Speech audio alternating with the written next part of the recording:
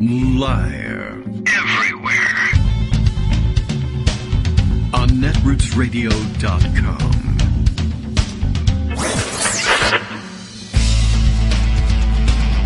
David Waldman. Kagro. In the morning. Now, here's David Waldman. Hey, good morning, everybody. There we go. I knew the button would work if I pressed it enough time. How you doing? It is Tuesday, October 19th, 2021. Time for yet another show. And sorting out email and various issues that have nothing whatsoever to do with the show. So I'm totally focused, laser focused, as people like to say, even if they're not. And, all right, we are here, and we'll call it ready to roll. The Kagro in the Morning radio show is live now. Luckily, the first thing that happened when I opened up Twitter is Bill's tweet is right there for me to read. Now I know what we're going to do. Kagro X, me, declares that if he ever gets a subpoena from Congress, it's going right in the trash, bub. Because he's a badass rebel freedom fighter for freedom and stuff like that. And it's a good plan because to date, you know, as many of you know from having followed this exact same thing over and over again, to date, they have not had a great record of enforcing subpoenas at Congress. By the way, that goes for both parties. That's true.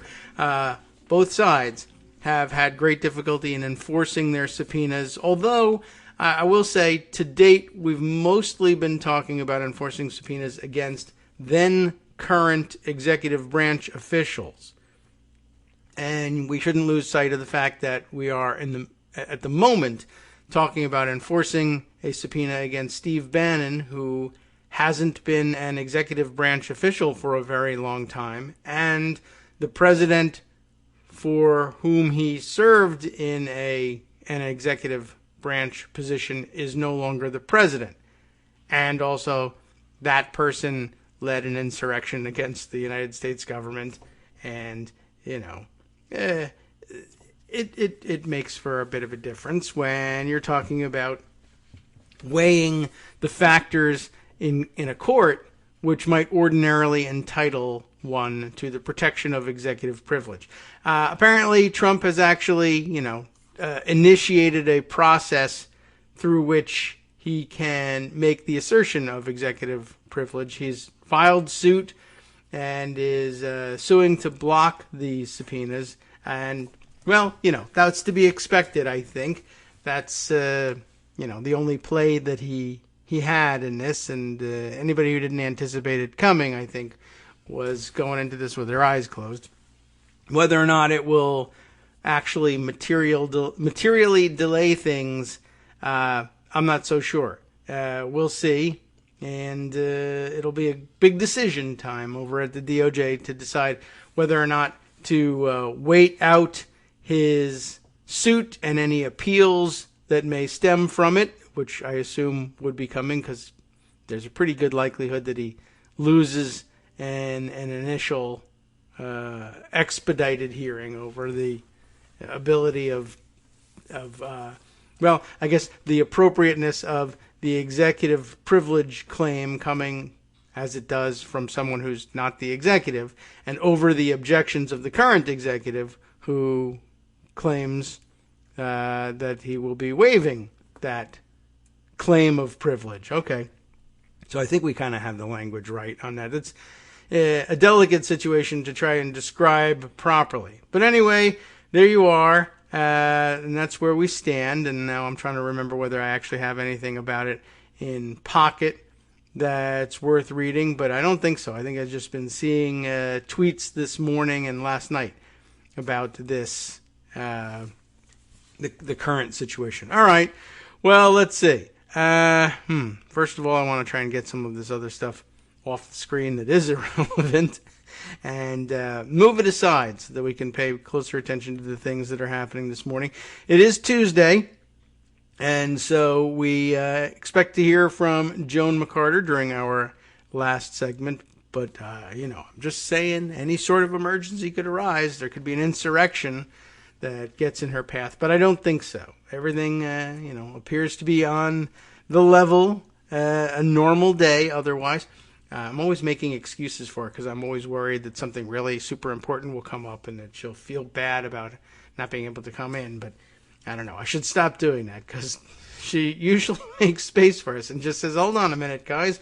I'll write about that other thing later. I need half an hour, no more than that, to go and chat. So, all right.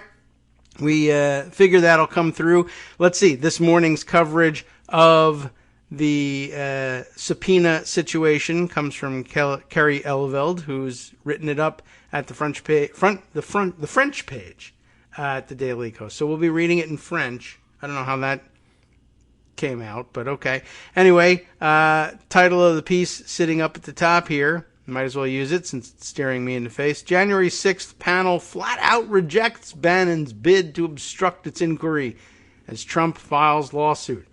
I mean, there's not really much to it. Like you say, they flat out reject it. That doesn't actually do anything, but it does say we'll contest your lawsuit and we will tell stories to the credulous press about how we expect to prevail in that lawsuit. And they will write those stories.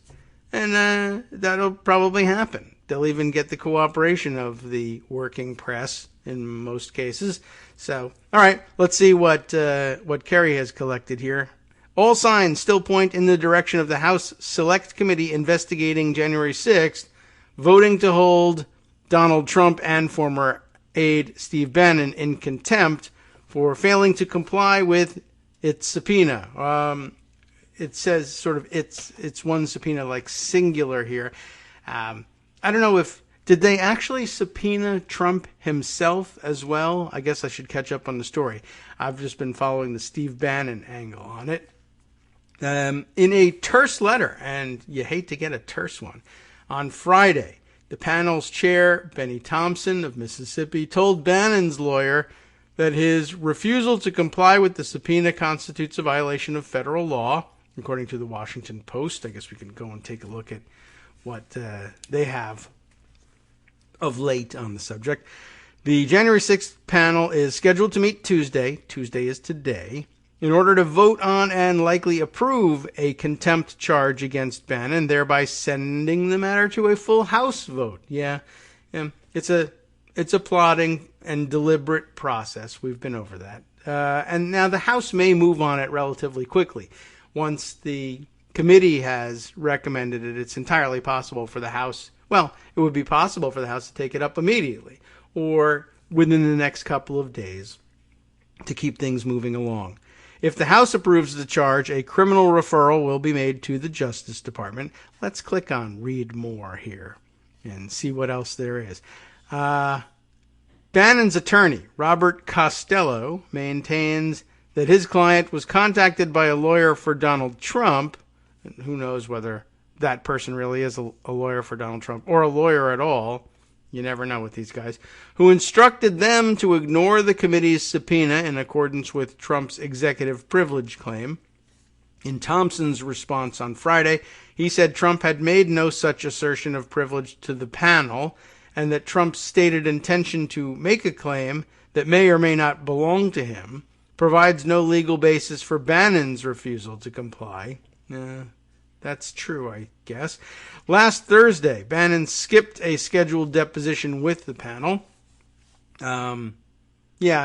Typically, I guess you would make or you might send a lawyer to make a special appearance for the purpose of, asserting executive privilege.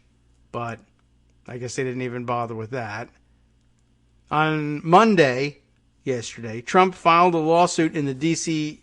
District Court suing the Select Committee and the National Archives in order to block disclosure of the records from his tenure under an executive privilege claim. President Joe Biden has rejected Trump's assertion of privilege over the first group of about 40 documents being held at the National Archives. CNN's story about the lawsuit that Trump filed is the linked material here. And let's see. Legal experts typically laugh off both Trump's and Bannon's claim as wildly out of touch with the law. Charles Cooper, who regularly represents Republicans and conservative causes, told the Post that Bannon's assertion was utterly without merit. Well, not only does the power to invoke executive privilege belong to the sitting president and not the former guy, Bannon falls outside the bounds of such a claim even if it were properly asserted. The overarching point is that the president's immunity from congressional subpoena extends only to his closest Oval Office advisors, and Bannon clearly did not qualify at the time of his communications with President Trump about the election. Cooper said Bannon was forced out of his post in Trump's White House all the way back in 2017. Even conservative legal gadfly Jonathan Turley, effectively dismissed Bannon's privilege claim out of hand. Bannon is in the weakest position to refuse compliance with the subpoena as a private citizen. He has the most tangential claim to being protected by executive privilege, said Turley, a law professor still at George Washington University. When someone like Bannon loses Turley, it's pretty much over. But how long the process takes to play out, particularly in light of Trump's court filing, remains to be seen. Bannon's defiance of the subpoena could carry a criminal penalty of up to 1 year in prison and a $100,000 fine, depending on whether the Justice Department chooses to prosecute.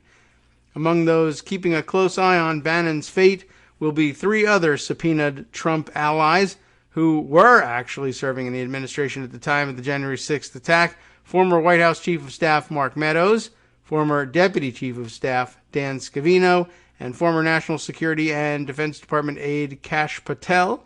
So far, they have reportedly been engaging with the committee, presumably in an effort to stay in its good graces as they watch how things play out with Bannon.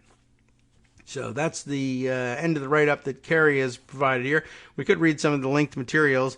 I will say, in addition, there's several directions they could go in trying to enforce the subpoena. There can be, of course, criminal contempt, which I think, like as they mentioned here, carries a criminal penalty of up to 1 year in prison and a $100,000 fine. More fun sometimes is to talk about civil contempt, in which sometimes courts will use a civil contempt. Ordinarily you'd think that the criminal contempt would be the more fun, but you can also be held in civil contempt, the aim of which is to compel the testimony. And you basically end up being held, you're in custody, can be taken into custody and held in custody until you agree to testify, until you produce the testimony or the documents that are being subpoenaed. And it can be, without term. They just hold you until you give up the information that they're looking for. And that can last longer than a year. It's pretty interesting. I don't know which route they'll go with this.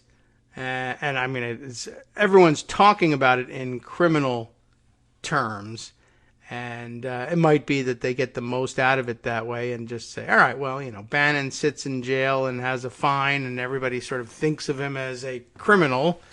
And we don't really actually necessarily need his testimony, but it would be interesting to see if they take a civil contempt route. And so I will just say this. If it turns out that they prefer that route, well, one, I guess that takes the DOJ out of it. That would be a big relief to Merrick Garland, I guess, if he's having difficulty deciding what to do with this thing.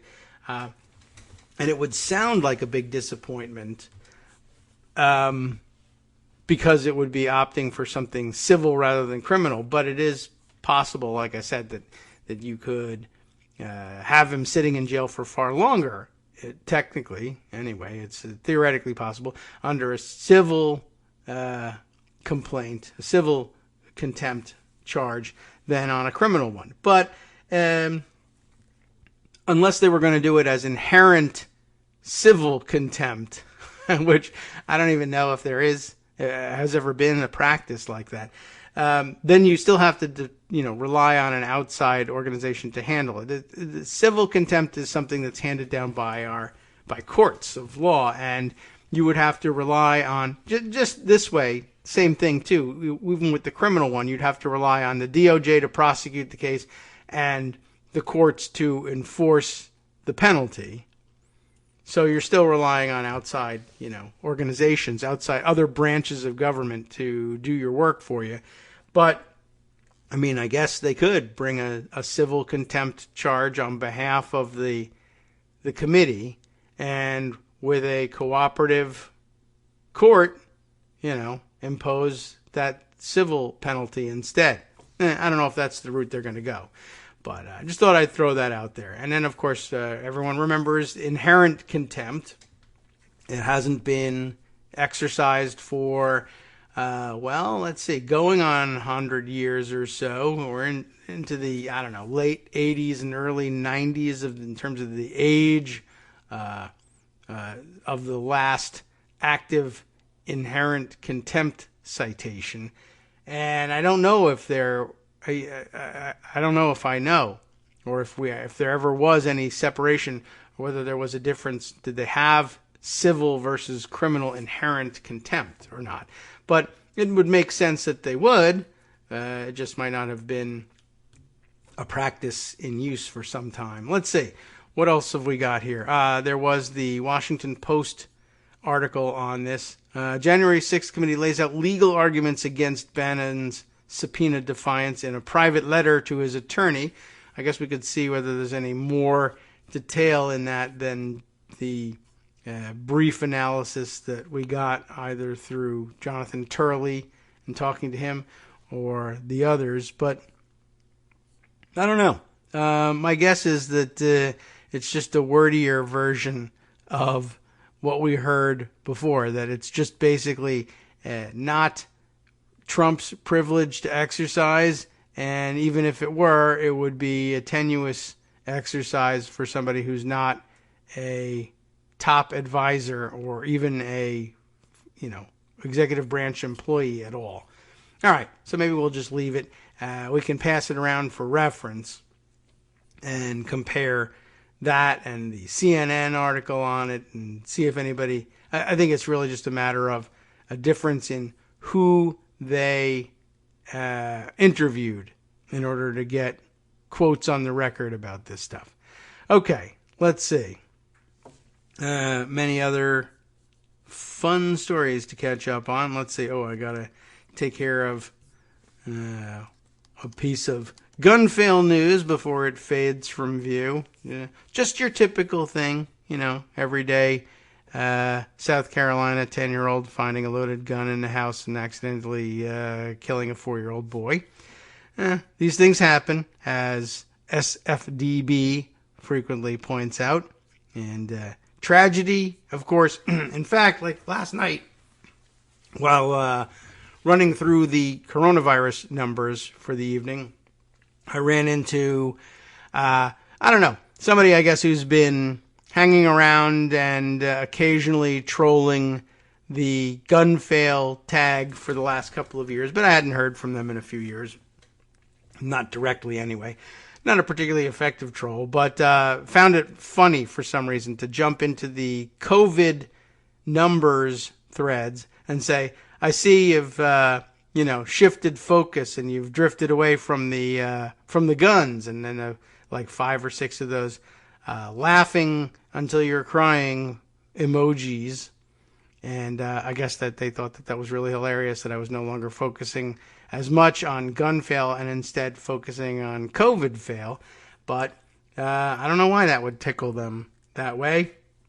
But yes, the truth is, one, SFDB has been doing a great job on tracking gun fail stories and the like on Twitter for a long time, and has made it easy to simply continue the hashtag by adding it every time I see one of their tweets. But on top of that, it's like, I stopped looking as intently at the gun slaughter that you people are responsible for, and I've shifted my focus to an even larger slaughter that you people are responsible for, and may you burn in hell for it. So that was a lot of fun to be able to tell them that. I don't know why they were laughing so hard. It's going to be hot.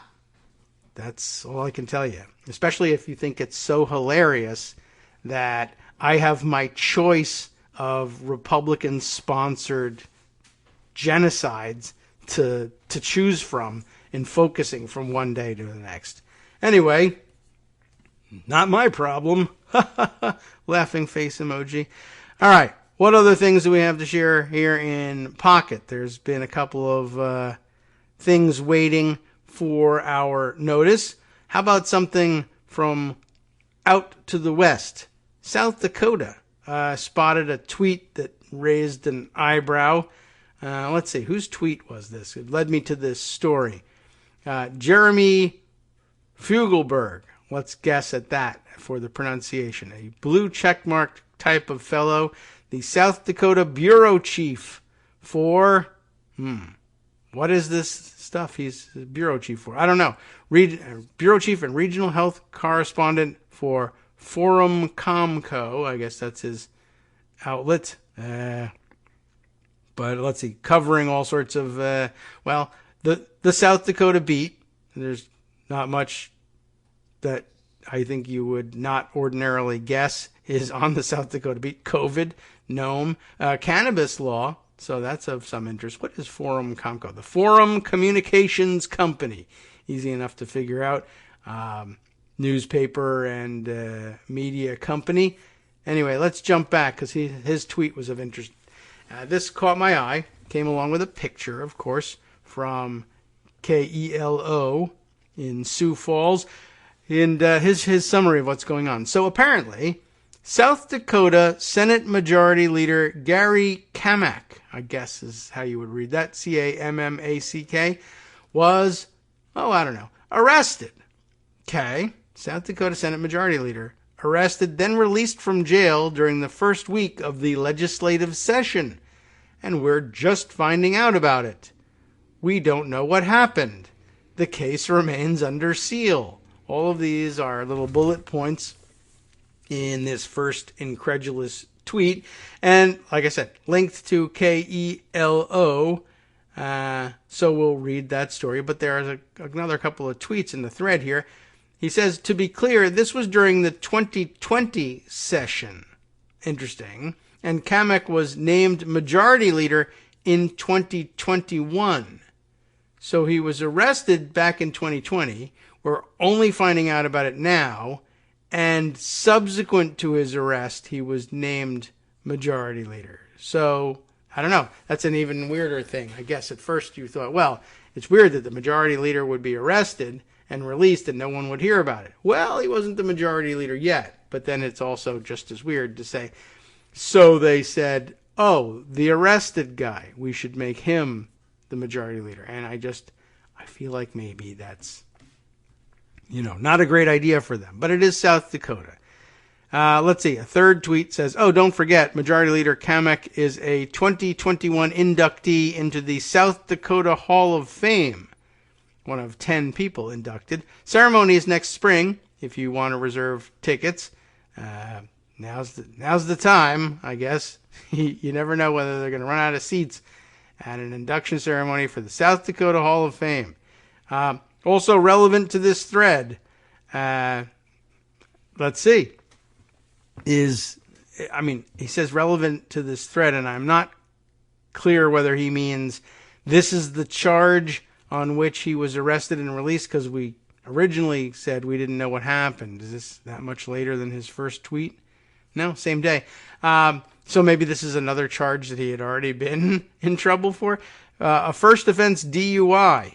On January 18th, 2020, I can understand driving around drunk during that tenuous transition period when it wasn't clear whether we would be seeing President Biden inaugurated or not. It just being, 12 days since the insurrection at the Capitol. Bonded out on January 19th, 2020. And, let's see. What else has he got to say? Tweeting someone else's work here. South Dakota Senate Majority Leader Gary Kammack on probation after pleading down from DUI charge. That also from same date as these original tweets, the date being October 12th. It's been sitting in Pocket for a little while. And he says, let's not forget Monday's South Dakota Newswatch piece on Majority Leader Kamek's son, Chris, who got more than $1 million in COVID relief funding for his South Dakota business, but it sure looks like he lives and works in Texas. Well, I guess if the business is in South Dakota, I don't know. So let's read up. Just figure out, if we can, what's going on. What does KELO have to say, or what did they have to say the other day about this one? Case sealed in arrest of South Dakota Senate Majority Leader Gary Kamek. Again, dated October 12th. Kamek of Union Center serves District 29, which includes Butte, and then let's see if we can pronounce everything else. Meade, probably, and Pennington counties. He was elected Senate Majority Leader in 2021. According to a state website, he was released from jail just a week into the 2020 legislative session on January 19th. The Meade County Clerk of Court's office tells KELO, or as they call it, Kilo Land, KELO Land, tells us that the case is sealed and it would take a judge's order to unseal it. So it's unclear exactly why he was arrested, although I guess we find out later on about DUI, and what time of day it happened. We reached out to the prosecutor in the case. Alex Weiss is a deputy state's attorney for Pennington County. She tells us because the case is sealed, she cannot comment on it. She does say sealing a case is not uncommon in a suspended imposition of sentence, and that once sealed, someone would have to petition a court to unseal it. So in other words, it would take a judge's order. State Attorney General's office says they've not been consulted on the case, and it would stay in the hands of the local state's attorney unless they requested assistance for conflict of interest or for some other reason. Okay, so anyway, you're up to speed on what's happening in South Dakota. That's the whole thing. Sup fam, it's your boy Darwin, aka Darwin_Darko, aka the most reasonable man in America, aka KITM's senior black correspondent. You might remember me from such recordings as Spacemen vs. Space Cadets and We Need to Talk About Joe Biden. Today, I want to bring you good news about that thing you've been struggling with. Do you suffer from giving too much of a damn? Do you turn on the series of tubes and find yourself outraged at the particular way some news organization strung some sentences together only to realize, nope, this is not some fictional hellscape? Well, guess what? You no longer have to accept a life of giving too much of a damn. You can do something about it, because even you, yes you, can be a show contributor. Now I know what you're thinking. Hey, Mr. Most Reasonable Man in America, I'm not some professional podcast talking guy. Don't worry about it. Do you have a smartphone or some other electronic recording device? Well, that's all you need. You too can have a segment where you can read us an important article and give us your take. Read one of your own original essays, or even just give us your commentary on something you'd like to share that's important to you. Fair warning though, side effects may include general punditry, having opinions and hot takes, getting stuff off your chest, and hearing your own voice. If your recording lasts longer than 5 to 7 minutes, please consult kagrox@gmail.com. That's KAGROX@gmail.com.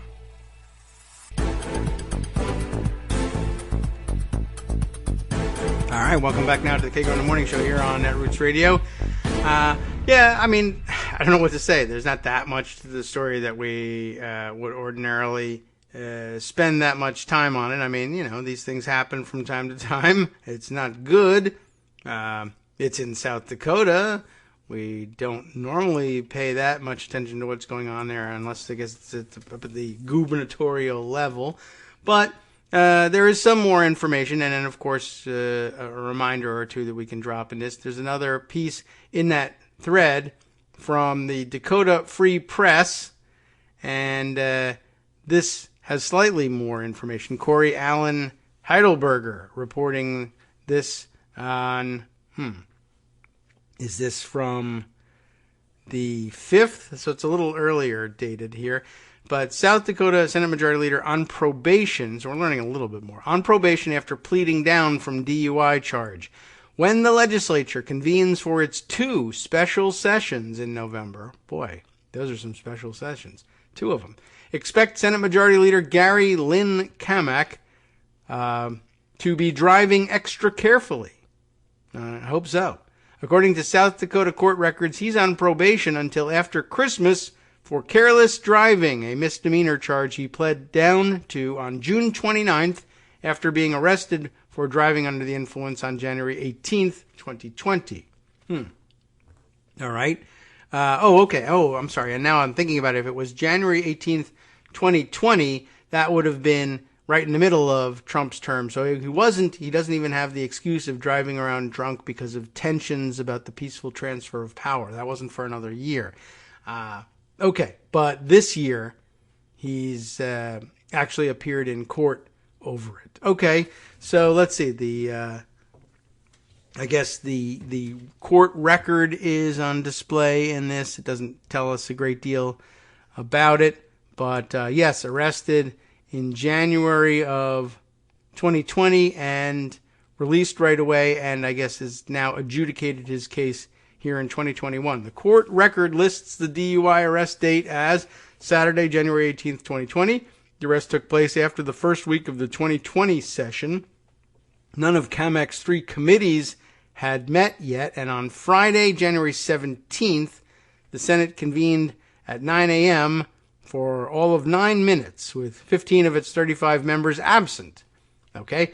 Without an arrest time listed, we can't tell if CAMEC was busted in the wee hours after returning from Pierre, the capital, on Friday, or after a hard day of taking care of household affairs in Meade County on Saturday. What was it that drove him to drink? We may never know. The charges were filed in Meade County, but the case was prosecuted by Alexandra Weiss, the full name here now, Deputy State's Attorney for Pennington County. They must just share that. Okay. The ongoing legislative session and then the coronavirus outbreak may reasonably explain why CAMEC's prosecution was, I guess, delayed. We're missing some words here. Until the June of 2021. Pre-trial conferences were held on November 19th, 2020 and June 10th, 2021. A jury trial was scheduled for July 1st, 2021, but CAMEC avoided that publicity by pleading guilty to careless driving on June 29th. First offense DUI is a Class 1 misdemeanor, which carries the additional penalty of revocation of the booze hound driver's license. Wow, it says booze hound. This is I guess a partisan press article here. That's okay with me. Anyway, driver's license gets suspended for 30 days. Pleading down to careless driving is a Class 2. Spares him the indignity of having to ask his neighbor, Lieutenant Governor Gary Rodin, for rides to Pierre. That would be interesting. Court fined him $431.50 for the careless driving charge, $39 for speeding, and another $222 out of his hide for court costs. CAMEC is on probation until December 29th, until which time, if he keeps his nose clean, the senator will receive a suspended imposition of sentence, which will seal the record of his guilty plea and remove the conviction from his record. So, hey, legislators, when the Senate Majority Leader declines to go out drinking with you while you talk redistricting and impeachment in November, don't give him a hard time. Help CAMEC stay dry until December 29th, and then he can rejoin you at the bar come regular session in 2022. So, yes, talking impeachment in November. I guess that would be one of the reasons for the 2 special sessions. But remember, I just wanted to bring this up so you know what's going on in South Dakota. They're not impeaching the governor, I don't think, Kristi Noem. I believe they're pursuing the impeachment of the Attorney General of South Dakota, who, as you may recall, drunk or not, ran somebody over and killed them some time ago. So they're not doing great with the driving there in South Dakota, and that's rough because you got to do a lot of driving in South Dakota. It's a big, empty place and a lot of miles to cover in your car, truck, plane, helicopter, bulldozer, whatever it is you're driving to work. So no surprise that you'd have more than one official at the top level in trouble for vehicular wrongdoing, I guess, at any given time. And they have it in spades. You remember the story?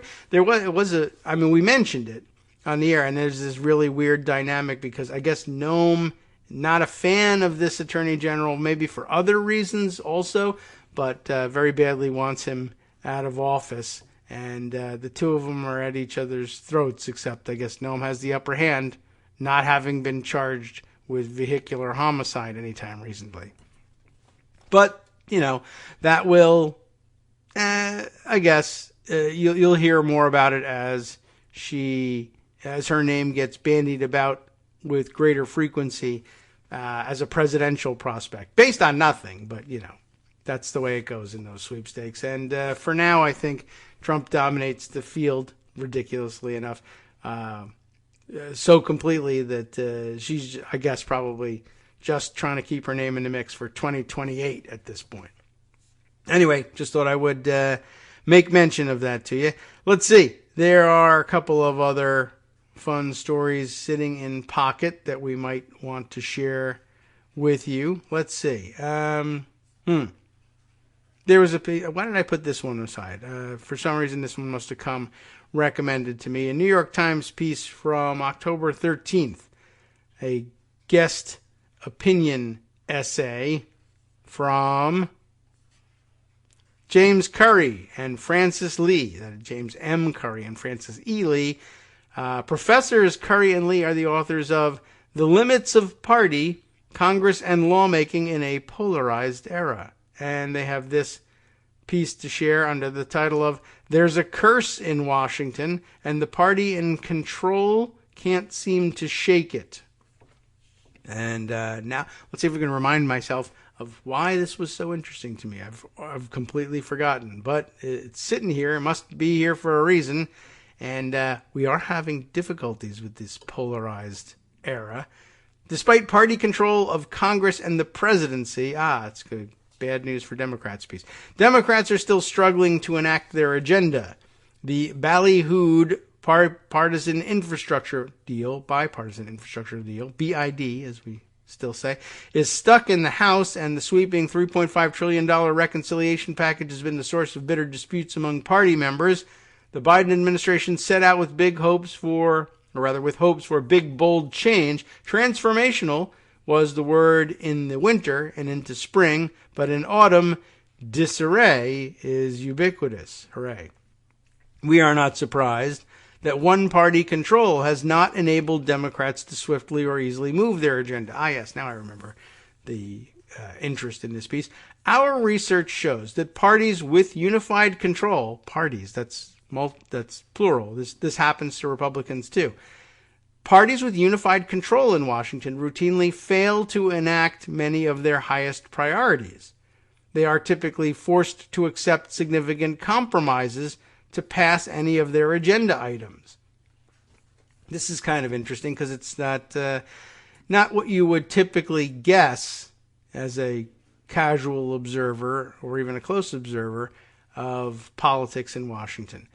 This has been true in every recent case when a party held unified control of government. In 2017, a Republican failure to reach intra-party consensus resulted in a striking collapse, punctuated by John McCain's thumbs down of the party's efforts to repeal and replace Obamacare.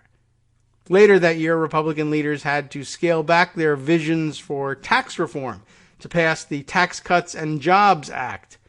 In 2010, significant disagreements within the Democratic Party undermined and ultimately dashed their plans for a cap-and-trade program to combat climate change. To get an Affordable Care Act across the finish line, many Democrats had to accept a bill that fell short, I would say well short, of their aspirations. The failure to establish a public insurance option still stings many liberals. Why do unified majorities in Washington struggle and often fail to enact their agendas? In our research, we track the successes and failures of majority parties in Congress on their policy goals from 1985 through 2018. Over 265 agenda items in total. The study covers the last several periods of unified party government in Washington, those that occurred during the presidencies of Bill Clinton, George W. Bush, Barack Obama, and Donald Trump. We find that parties with unified control in Washington since the Clinton years have struggled for two reasons. The filibuster, which is, I guess, what originally brought this to my attention, explains some of the majority party's struggles. Senate rules require most legislation to obtain 60 votes to advance to passage. We know why that's shorthand, why that's sloppy language, but we also understand where they're trying to get to with this. As a result, minority parties have a chance to either veto or reshape most legislation. Still, even though it's a constant source of discussion and debate in today's Washington, we find the filibuster was the cause of only 1/3 of failed attempts by majority parties to enact their priorities during unified government since 1993. And I think I recall seeing this and saying, well, let's think about why that might be. And, it might be the case that they're simply thinking of the filibuster in the strictest possible terms. When was there extended debate? When did people, how many times was cloture filed and how did the cloture votes go versus the ever-present threat, and much more difficult to define threat of the filibuster. But we'll read on and see how they develop this argument. The second reason is less well appreciated but accounts for the other 2/3, a large majority of failures. Both parties have been and remain internally divided on many issues. Parties are often able to hide their disagreements by simply not taking up legislation on issues that evoke significant fissures. But when those issues reflect their campaign promises, majority parties will often forge ahead even in the absence of internal consensus on a plan.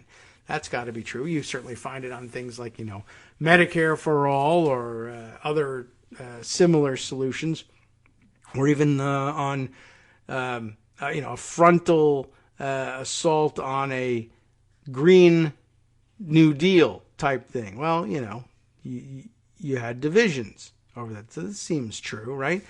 Whether Democratic or Republican, the party with unified control in Washington in recent years has failed on one or more of its highest priority agenda items because of insufficient unity within its own ranks. In 2017, Republicans failed to repeal and replace the Affordable Care Act because of the opposition of 3 Senate Republicans. Susan Collins, boo.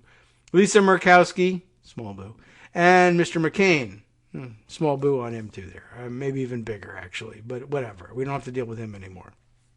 In 2009 and 2010, Democrats failed to enact a cap-and-trade policy because of spats between coastal Democrats and those representing the interior of the country.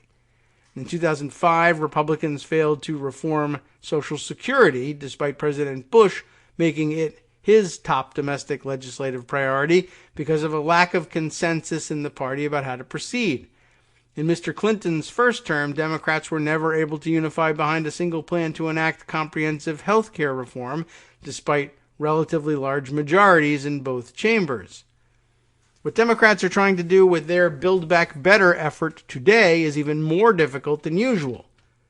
Congress has rarely tried to pass more than one budget reconciliation bill in a 2-year session. In March, Democrats used reconciliation to pass the American Rescue Plan on straight party line votes. There's no precedent for enacting 2 such ambitious partisan reconciliation bills within a single year. To pass a second sweeping package with razor-thin majorities should be seen as a long shot. The fact that the party is furiously negotiating a pared-down version suggests how much importance it has attached to its success for both electoral and policy reasons. And here, I guess, just to make a note and clarify a little bit about what I was saying about how you count, how often the filibuster is responsible for success or failure, depending, and the difficulty of counting. I mean, the fact that they're counting multiple uses of reconciliation for important legislation, the filibuster bears pretty directly on that decision to do that anyway, even if it only bears indirectly on the way the legislation itself moves through Congress. The reason they're using reconciliation with all of its strictures is to avoid the filibuster. I mean, so you can't technically point to it and say, yes, there's a filibuster in play here because cloture is never filed and they know they can't filibuster the thing.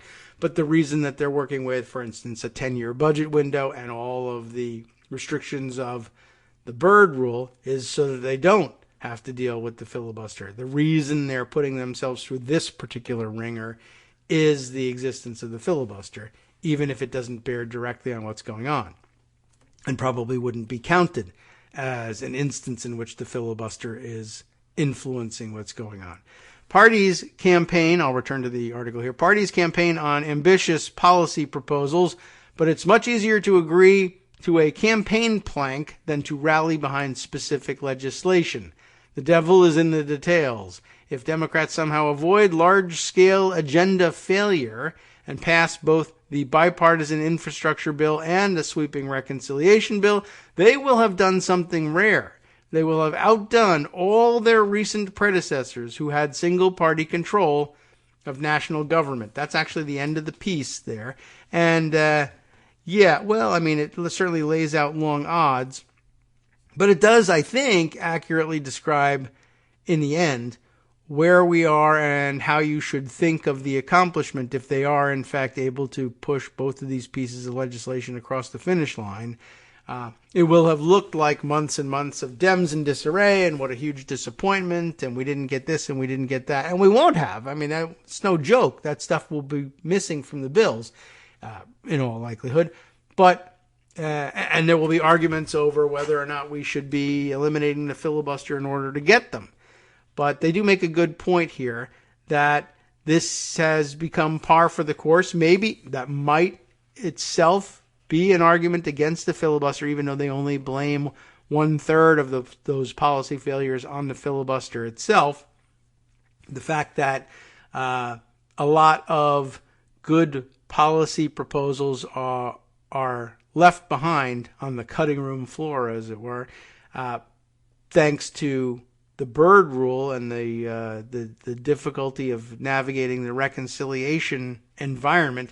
The only reason you're there is because you have to use it to avoid the filibuster, and they should be counting. Anytime you're using reconciliation, you should basically be counting that as having a problem with the filibuster, because it's a complicated process, and I don't think anybody's preference is for using it under any circumstances. The only reason that they do go that route is to get around the filibuster. But their point at the end is a good one, too. If they do somehow manage to get these two pieces of legislation across the finish line, it will be a major, major accomplishment, even if it doesn't have all the stuff we wanted in it. Just the fact that they were able to enact in two sweeping reconciliation bills, two major components of their platform, will be a great departure from the historical record, the modern historical record of parties with unified control in Washington. And also an interesting reminder just of how difficult it is to get anything done even with unified control. I mean, I don't think the record of accomplishment is any better when there isn't unified control, so I don't know what to tell you about that, but it may also just be a sign that the whole thing is a horrible mess, and the system we've left ourselves with is dysfunctional by design, and we're just never going to get out of it. There's always that possibility. All right. In other news, equally important, no real fun segue to make with it. You've likely heard the news mentioned in passing. It gets a lot of attention on Twitter, but I thought I might read a more lengthy report on it. Hundreds of police officers have died from COVID, and yet, I would add, vaccines remain a hard sell. Far more law enforcement officers in the U.S. have died from COVID-19 than from any other work-related cause in 2020 and 2021. Even so, police unions are fighting vaccine mandates.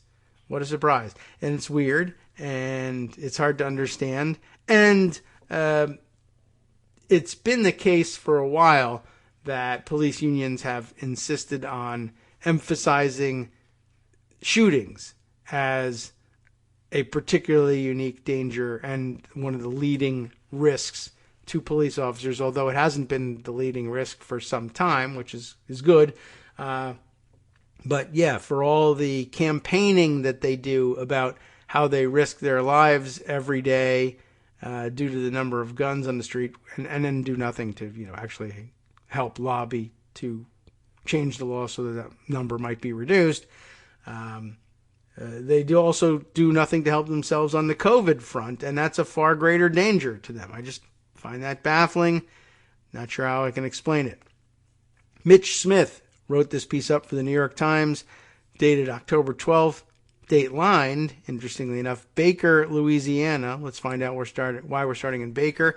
Over the last year and a half, a majority of the roughly 40 police officers who patrol Baker, Louisiana, a suburb of Baton Rouge, tested positive for the coronavirus.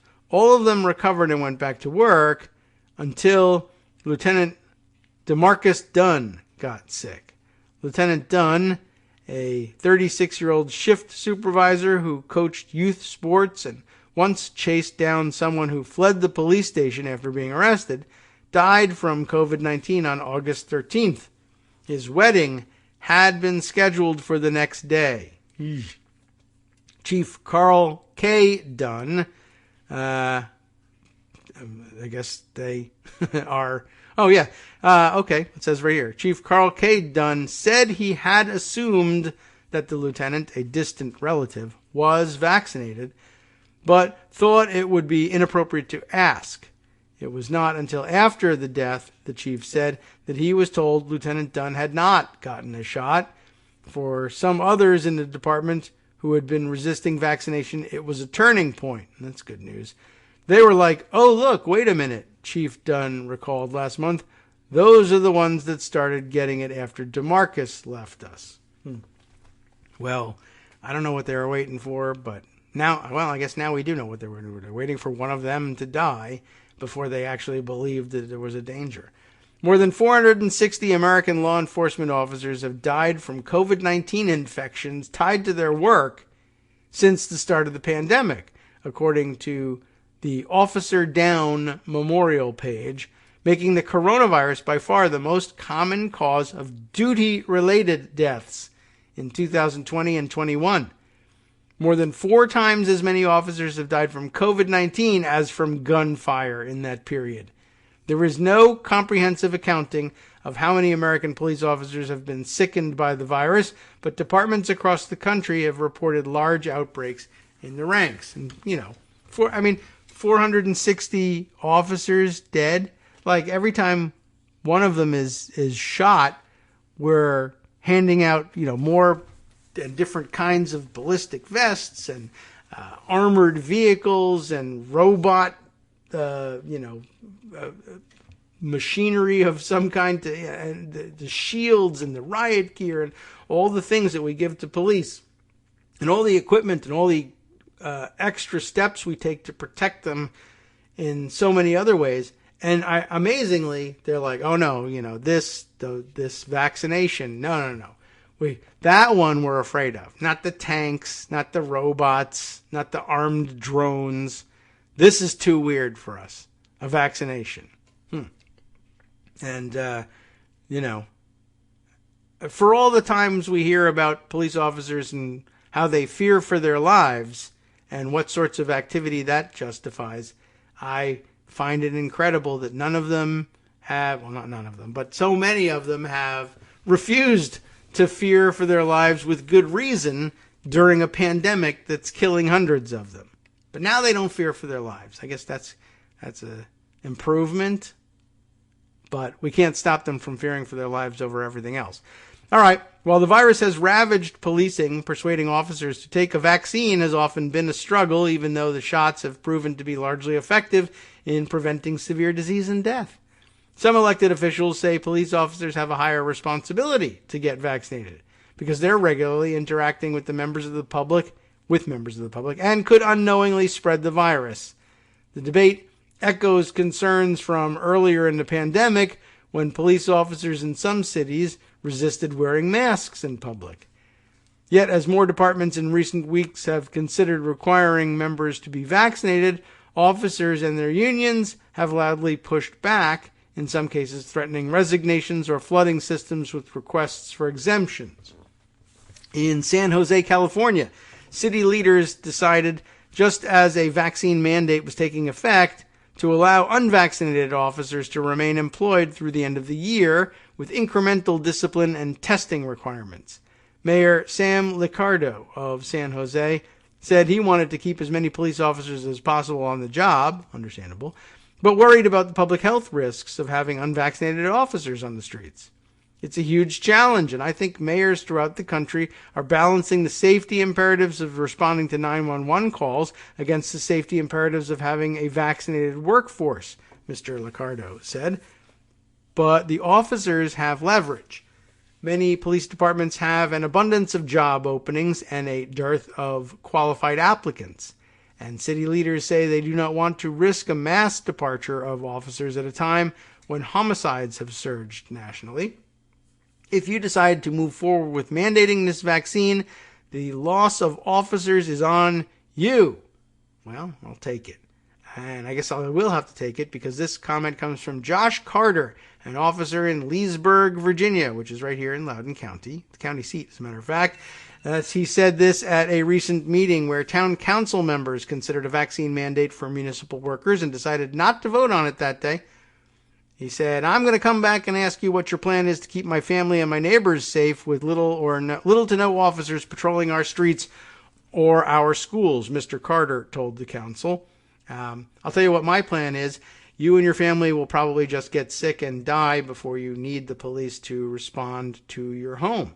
So, maybe you want to think about taking care of that so that you're still around to need protection. But screw that, because certain kinds of protection are of interest to him, the bang-bang kind, and other kinds of protection are not interesting for some reason. Still, proponents of the mandate have noted that there were risks to the public in not requiring the shots. Mayor Kelly Burke of Leesburg in the Washington suburbs, exurbs really, they said she favors requiring vaccines. That's smart. Welcome back now to the Kagro in the Morning Show here on Netroots Radio. I see my phone ringing in the background for people who don't know that I am not available and really should stop trying. But, oh well, what can you do? Always on call. Okay, let's see. Where were we? Let's read through the rest of our interesting article here. We're still stuck in Leesburg here. Not me personally, but the article. Stuck in Leesburg. We were just talking to, through reading this article, Mayor Kelly Burke, not like I was interviewing her or anything, who said, yeah, proponent of the shots and basically figures everybody should be mandated as a municipal employee anyway, officers included. We have a job, and that job is also to protect. That is interesting, like she viewing this as town council and mayor. We have a job to do too, and that's to protect the people who are protecting you, I guess. And they're a component of that protection. I don't know whether they mean the police or the vaccines, but both is true.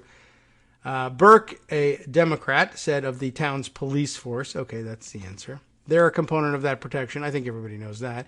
And so, if they're not vaccinated, if they're not willing to wear masks, then it becomes a real problem.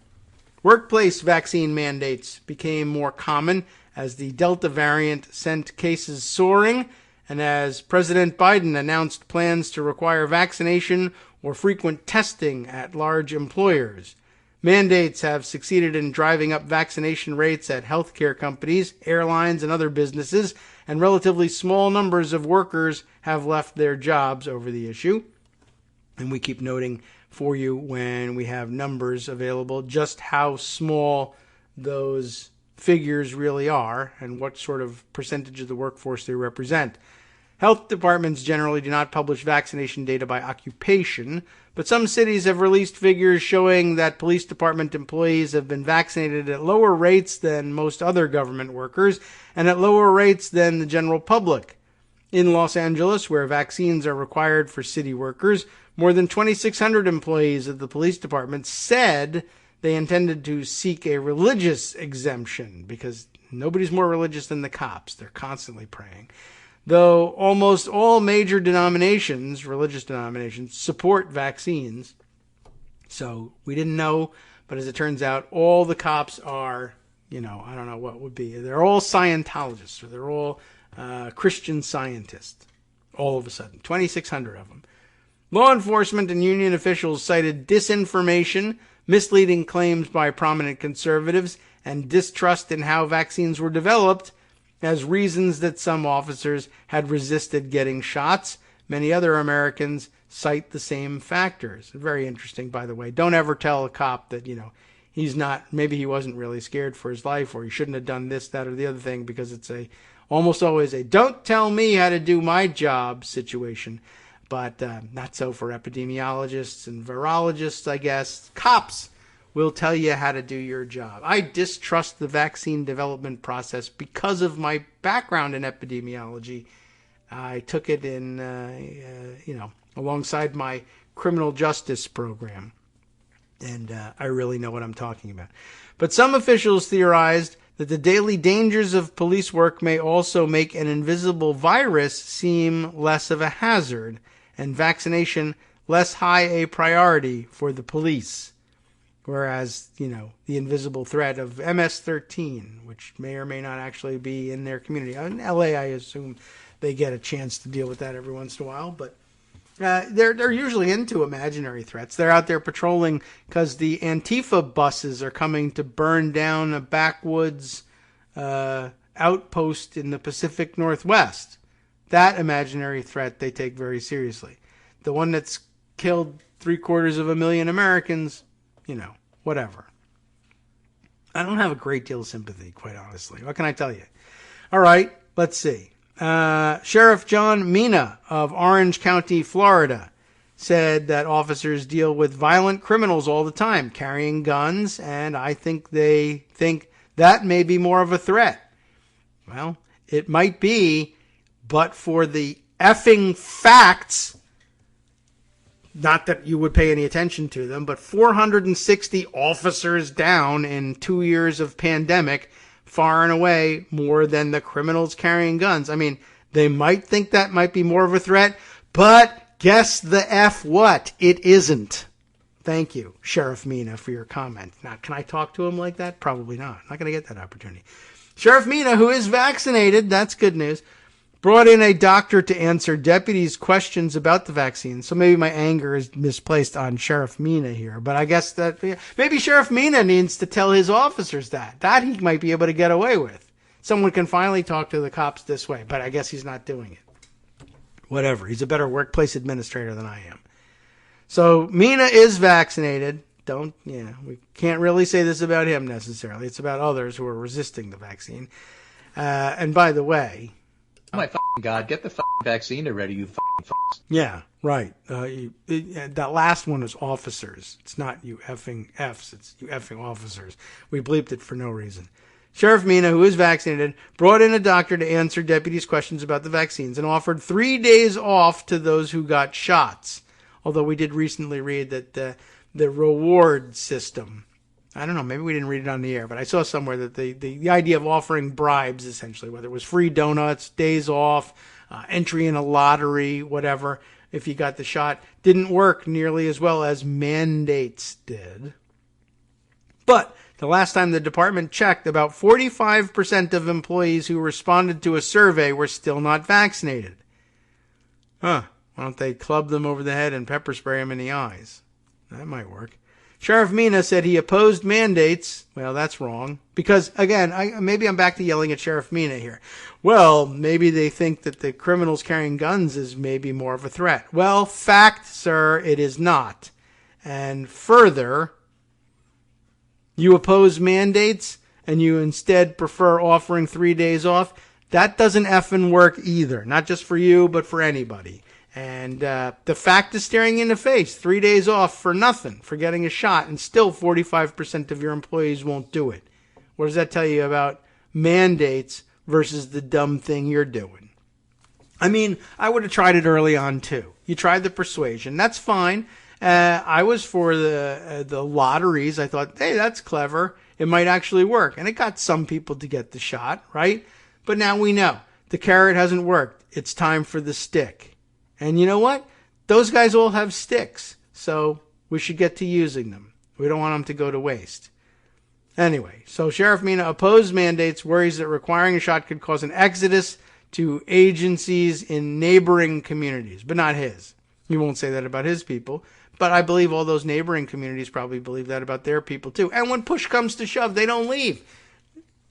People don't want to lose their jobs over, or very, very, very few of them do. Again, maybe the reason that the mandates don't catch on is you're already talking about people who don't believe in facts or science, right? So bringing them the fact that, well, this is killing more of you than the criminals with guns, and the reward system doesn't work, but mandates do. Yeah, well, we don't believe in the science of the vaccine either, so I don't see why we would believe in the social science. I guess you have a point there. No department has reported large-scale departures over mandates. None. 0 of them. But unions have hinted at that possibility. That's what they do. That's their leverage. But again, there's reality, and it shows that they don't leave. Some cities allow officers to get tested regularly rather than getting shots.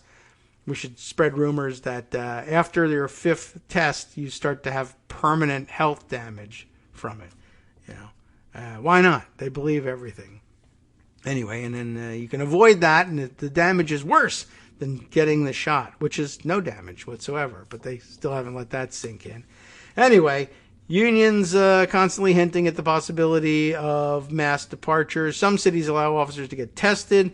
Others, including Memphis, where homicides rose sharply during the pandemic and where officials are trying to hire more officers, have imposed no requirement.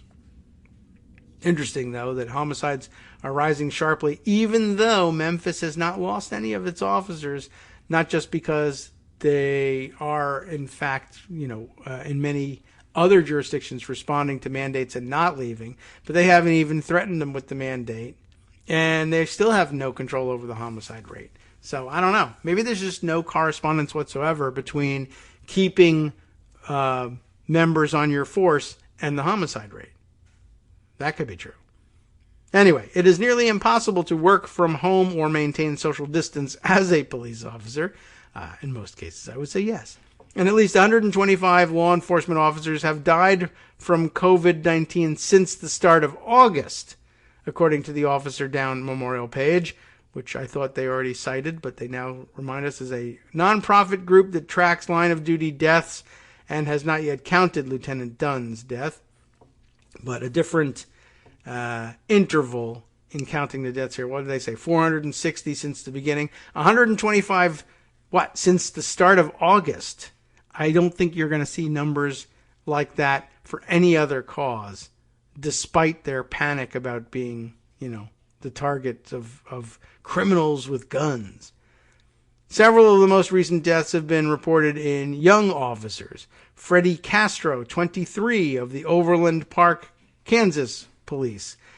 Joseph Kurer, Kurer, 26, of Fond du Lac, Wisconsin. Jennifer Sepot, Sepot, 27, of the Fort Lauderdale, Florida Police. The vaccination status of most of the deceased officers has not been made public, but I think you can probably guess. While some breakthrough infections of vaccinated people result in death, we heard that story yesterday, of course, with Colin Powell, a vast majority of Americans hospitalized with or dying from COVID-19 are unvaccinated and apologetic as well. Chuck Wexler, the executive director of the Police Executive Research Forum, which advises departments on best practices, here's one, get vaccinated, said unions and police department leaders have frequently failed to reach agreement on mandates for officers. About 68% of American adults are fully vaccinated, though rates vary widely from state to state. If this was cops getting shot on the streets of America today at this number, there would be outrage, Mr. Wexler said, of COVID-19's toll among officers. This is an issue that begs for leadership and putting politics aside, and that's exactly the opposite of what's happening right now. A mandate test case is already playing out in Massachusetts, where Governor Charlie Baker, a Republican, ordered state troopers and many other state employees to get vaccinated. Though most state troopers are in compliance, according to their union, some have refused to get a shot, with a mid-October deadline approaching. It is, of course, now after mid-October, but we don't know what they mean by that. This article was written on the 12th or 13th. Right, so the Ides of October has now come and gone. It's the 19th already. We'll see if there's any update on this.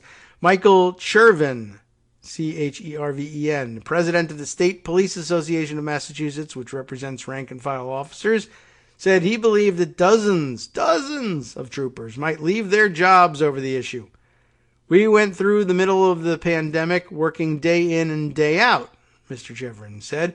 We were able to take care of our own through mask wearing, self-isolation, and testing. That worked. Yeah, but when we didn't have a vaccine, that's what you did. Now we have a vaccine. Don't be dumb. He said that he and the union's executive board were vaccinated, but that he believed it was wrong to force shots on troopers who were opposed to getting them. I don't. I think that if you're going to be paramilitarized the way you are, you're going to be treated like the military. Everybody gets shots. That's an order. The end. In Louisiana, where Lieutenant Dunn's old cruiser was still parked outside the Baker police station, Chief Dunn said he did not support requiring vaccines, which is why it's terrible in Louisiana. For more than a year, the chief has made daily phone calls to sick officers and delivered meals to officers in quarantine. Maybe he has a better use for his time. Maybe he could be using his time to reduce the murder rate. Maybe he could help the guys in Tennessee or wherever it was, where they have no control over these things. When outbreaks have spread through his department, he has reshuffled schedules and asked officers to work overtime. Chief Dunn said he was talking to officers more now about the benefits of vaccination and using the loss of their colleague as a cautionary tale, but he still believed that vaccination was an individual choice. It was a personal pitch from one of his own friends, Chief Dunn said, that prompted him to get vaccinated early this year, despite some initial qualms. If I was reluctant at first, how can I tell anyone not to be reluctant? It's actually pretty easy. Chief Dunn said, I'd just say, man, if I were you, I would get the vaccine. You could also say, I am you, and I did get the vaccine. If I was reluctant at first, how can I tell anyone not to be reluctant? Are you reluctant now? I am not. How did that happen? I don't know. Well, if you sit down with that for a few minutes, Chief, maybe you'll think of how you can tell someone else not to be reluctant. How about don't be reluctant? There's no scientific reason in the world to be reluctant. What's your complaint? You don't know how they developed the vaccine? You don't know anything about vaccines. Who the hell are you to know anything about vaccines? There's billions of people who have gotten a shot. They're fine. They're fine. What are you doing? What is your problem? What's wrong with you? What makes you think you know better than the scientists and the billions of other people who have gotten the shot and have no problems whatsoever? What are you reading? You're not reading anything. When do you have time to read? You don't know what you're doing. Get the goddamn shot, right? Oh my fucking God, get the vaccine already, you fucking fucks. Basically it. I don't know. Kid gloves. Everybody has to tread so lightly around police, the tough guys. I'm getting sick of this. Not much more patience for it. I think that's coming across. All right. Let's see. What other fun things might we discuss before ending our third segment and getting ready to welcome Joan joining us? Maybe I ought to scroll around on the front page over at Daily Kos or find out, there's always Hunter's late night news roundup from yesterday, but I think we are actually up to date on most of that. But let's see what Joan has in store for us so we can be prepared and know what she's been writing about lately so we can call some of the good stuff out and see what we might want to chat about. I mean, obviously there's going to be more on the negotiations ongoing on Capitol Hill to try and pass both of these bills, the main concern at the moment being the reconciliation bill. Yeah, I mean, that's been her focus, certainly. Oh, yes, and we might have to catch up on something I had put aside, and maybe we'll read a little bit about it, but I guess we kind of expected it to be disappointing.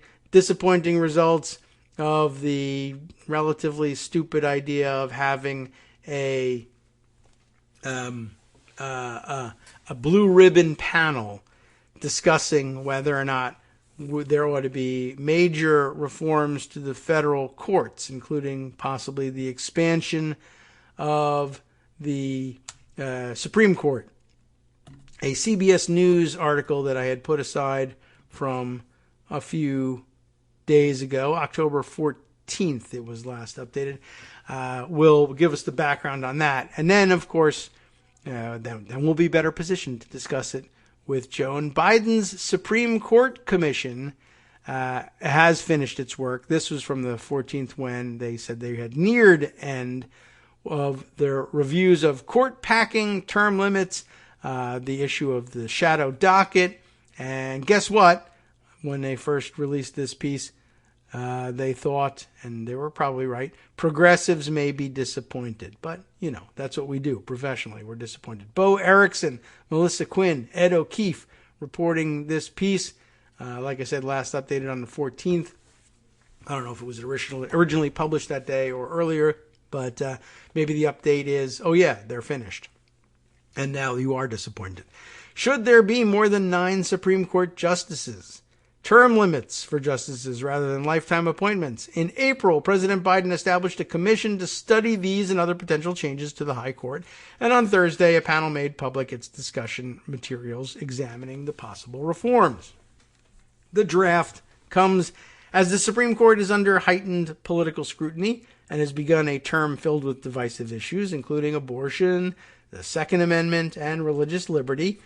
The highly academic materials, broken into 5 categories, do not endorse or reject arguments, and White House Press Secretary Jen Psaki characterized the draft as an assessment rather than a list of recommendations. All right. In discussion materials focused on expansion of the High Court, the Commission acknowledged it does, quote, not believe there is a formal legal obstacle to adding seats, but it seemed to cast doubt on the possibility of expanding the court. Commissioners are divided on whether court expansion would be wise. That's better than I thought. The preliminary report states the court expansion is likely to undermine rather than enhance the Supreme Court's legitimacy and its role in the constitutional system, and there are significant reasons to be skeptical that expansion would serve democratic values. Oh my.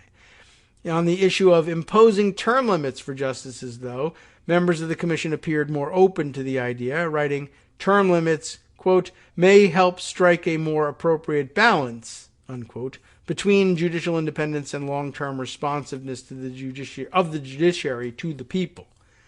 A system of term limits, the commission wrote, would advance our Constitution's commitments to checks and balances and popular sovereignty and can enhance the court's legitimacy in the eyes of the public.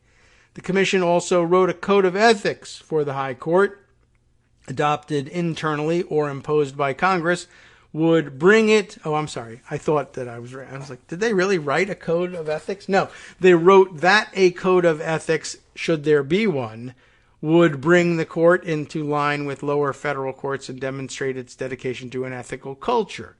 While there is a code of conduct for the federal judiciary, it does not apply to the Supreme Court. Composed of 36 legal scholars, lawyers, and former federal judges, the Presidential Commission on the Supreme Court has held more than 17 hours of discussions across 3 meetings in a 5-month span.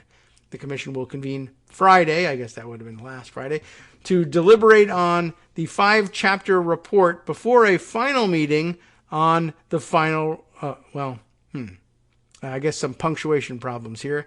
5-chapter report before a final meeting. The final report is expected to be delivered to President Biden on November 14th. Okay. Conservatives now hold a 6-3 majority after President Trump's 3 appointments.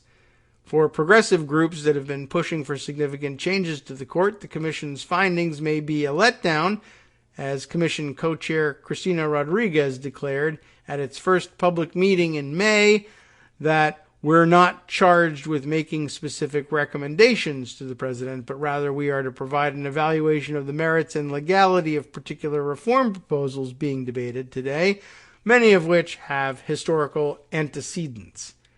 You wouldn't have a climate change commission with climate skeptics. Here we have a Supreme Court commission with people who don't think the Supreme Court is broken. Chris Kang, chief counsel of Demand Justice, a progressive judicial advocacy group that favors expanding the Supreme Court, told CBS News. They're arguing first principles as opposed to what reforms are necessary. Kang said he is not that optimistic the report will be a cold, hard, fair look at the reality of the court today, in part because the commission is not empowered to make recommendations and it lacks a mandate. Psaki told reporters, am I pronouncing her name correctly? I have still not watched any of her press conferences. They don't introduce her like, let's get ready to rumble in this corner. They don't do that, right? So, I don't know. I'll have to find out somewhere. Make sure how we're pronouncing this thing. Well, anyway, she told reporters last Wednesday, I guess, that Biden won't comment on the commission's findings until he reviews its final report. That's not until the 14th of November. Still a month away. Our objective here is to allow for this process. That's easy. We can do that. Made up of a diverse range of experts and voices to move forward and represent different viewpoints, she said. Okay.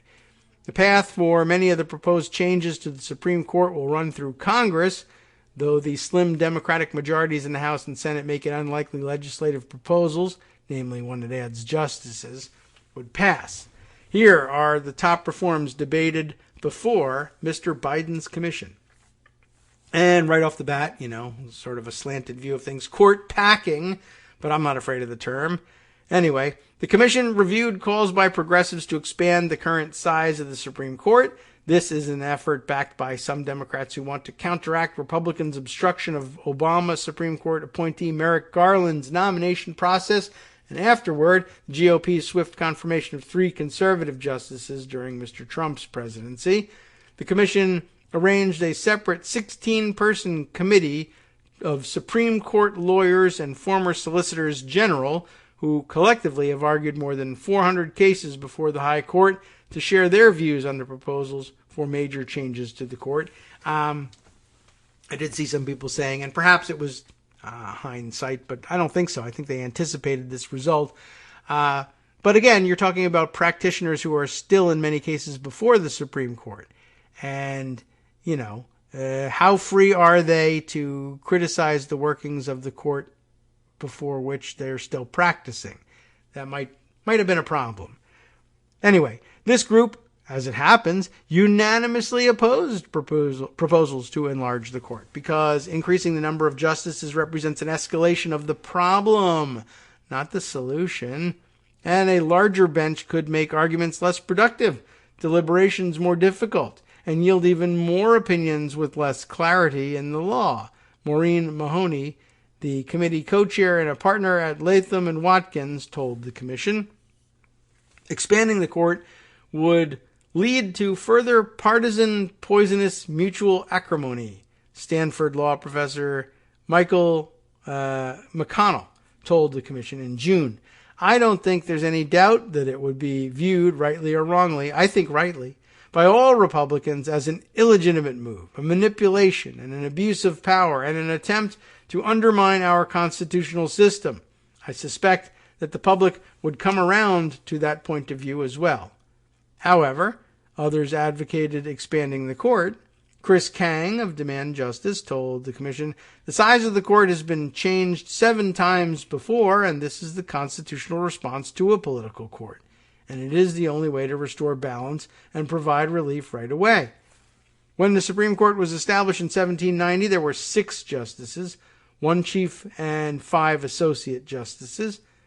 Congress changed the number of justices 6 times before 1869, when it added 2 justices, bringing the total up to 9. President Franklin Roosevelt's 1937 push to expand the Supreme Court from 9 to 15 justices was the last major effort to alter the size of the court, and it was driven by his frustration with some of the High Court's decisions, which had struck down several New Deal laws. But even though Congress didn't pass the court expansion, the presidential threat may have produced favorable results for those concerned about the direction of the Supreme Court at that time, according to Laura Kalman, and basically standard teaching of U.S. history in every school in America. She also, though, a research professor at the University of California, Santa Barbara, who testified before the commission. FDR's constitutional hardball, good term there, was a good gamble, Kalman said, because the possibility of court expansion changed the political conditions under which the court created legal doctrine for his prized New Deal legislation. Mr. Biden said last October he was not a fan of expanding the Supreme Court. Well, we'll see if we're joined by someone who might be a fan after this short break, and we can discuss the rest of this, or not. Hi, it's me, David Waldman, the same guy who was just talking to you a second ago. Our Patreon subscription drive is still going strong, with over 175 monthly donors who help keep us on the air. If we've helped keep you going during the pandemic, why not return the favor and help us keep going so we can all be together for the next disaster? Patreon.com, Patreon.com, makes it easy to make secure, recurring monthly contributions to support our show. Patreon.com/KagroX gets you straight to our donation page. Maybe you'd like to thank us for keeping you sane during the Trump era. Maybe you're looking forward to in-depth explanations of what's going on in the Biden administration. Whatever it is that keeps you listening, we need your help to keep bringing it to you. And hey, if you happen to prefer using PayPal or even the Square Cash app, we're up and running with those options too. Thanks again, everyone, for all your support. We literally could not do this without you. Okay. All right. Welcome back, everybody, to the Kagro in the Morning Show here on Edwards Radio. Joan McCarter's with us, getting the last-minute breakfast in. I was just telling her it's only relevant because it's happening today. I'm not having breakfast. I have to go get blood drawn for a cholesterol test. And, they were like, you can come in the middle of your show or at 12:30, and I'm starving for you, everybody. So I could have canceled the show and given you a rerun and got my blood drawn, but I don't know. I've gone longer, so whatever. But I'm noticing. We appreciate it. Thanks for your sacrifice. Yes, thank you, everybody. I'm glad you're enjoying it, and you might start hearing some on the microphone sometime soon. Now that I'm thinking about your breakfast. All right. Well, let's see. I shouldn't have said anything. I just thought it was fine. In your ear. Yeah. Well, otherwise I'd be wondering what was going on here. So, okay. It was just toast. It wasn't exciting. No. You're not missing anything. Okay. Well, no. Toast. It sounds so good all of a sudden. Anyway, so I was just reading up on the judicial reform commission report that doesn't do anything or say anything in particular. No real surprises in it, but I imagine that had been on your radar in the last couple of days, and I don't think we got a chance to talk about it at all. But because we haven't talked about it in a while. It's concerning because it adds to the idea that the status quo is just absolutely fine, and there's nothing wrong with the court, and we don't have to deal with it, and that's a problem. Yeah. I mean, we could see this coming. Right. And the whole reason that Biden created this Blue Ribbon Commission was because Blue Ribbon Commissions don't do anything, and he was buying time. Mm-hmm. He didn't want to deal with the Supreme Court right then, so he said, all right, let's figure out how to address this issue without addressing this issue. And let's have a Blue Ribbon Commission, and let's lard it up with Federalist Society members, because, of course, both sides have to be there. That. So this was the outcome is not terribly surprising. You saw several of the liberal members, including Sherrilyn Ifill, resign from it after this report because they said their views were left off. It was a draft report. It was a discussion draft. It wasn't the full final report. But they said, you ignored us. what you have put out instead is not the feeling of the entire commission, and we think it's potentially dangerous for the courts, and it's a problem. So, I don't think I that had even noted that didn't end well. No. Not surprisingly. Yeah, I mean, my recollection of just the immediate reaction from various groups, and I guess some of the individual members, was that, one, it should have been expected that they were going to land there, but I didn't realize that they had also landed there by ignoring several prominent members of the commission who felt they had to resign as a result. That I wasn't aware of. And, ignoring testimony and repeating Republican lies. The whole idea that from Grassley, I think that they quoted that never before had they confirmed a Supreme Court nominee in an election year. To justify the Merrick Garland blockade. Well, Anthony Kennedy. Yeah. 1988. Oh, well. But none that we felt bad about. Right. Okay. So, all right. Well, yeah, this, I wasn't expecting too much to come out of it. And then after the fact, as people were analyzing it and saying, yeah, even the more liberal or open-minded members of the commission are, generally speaking, people who are either practicing before the current court and don't really, that's have constrained a vested in interest. what they can say, right? Or who may, or who certainly, operate in that area, whether it's the Supreme Court or the appellate courts. Yeah. So they probably weren't likely to say, yeah, the court, I'm going back there next week, and boy, does it suck. They don't know what they're doing. Okay. Yeah. Not going to get a lot of that. But they did also review a couple of other proposed reforms, and I guess they were high on term limits, which, something that's out there. But they also, reviewed the shadow docket, and in this report, there's another section here, fixing the nomination process. I don't know exactly what they meant by that. I didn't get into that section. No? Okay. I need to look at it more deeply. That one I didn't get to myself, and I don't know exactly what they thought. But as I'm seeing, it's all pretty recent. All the complaints are about Garland and Kavanaugh. So yeah, I mean, there is that too. Maybe fixing the nomination process. Like, yes, you should. Maybe there should be some sort of compulsion to hold a vote on nominees. Maybe there shouldn't be, and now there isn't any cloture requirement. So, but even so, you still have to deal with recalcitrant minority parties. In this case, the Republican Party, not even allowing the vote to go forward and just not bringing up the nominations. So there's no opportunity. It's not a matter of filibustering. It's just we're just not going to bring the nomination forward.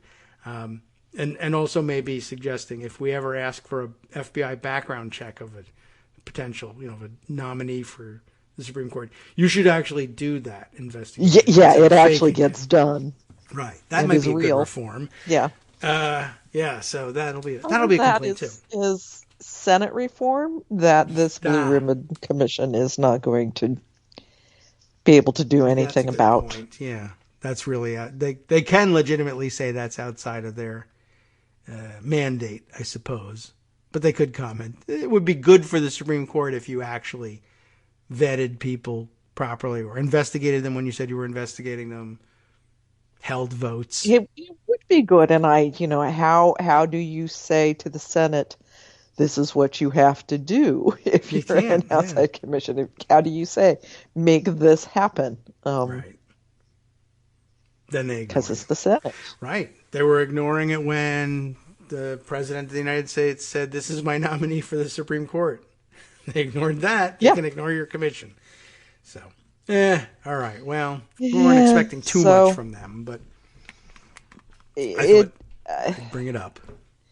It was a massive waste of time, and beyond being a massive waste of time, it's probably going to result in Biden saying, look, see, we're okay. I don't need to do anything. And it's not as if we had a Senate that was going to do anything right now anyway, but,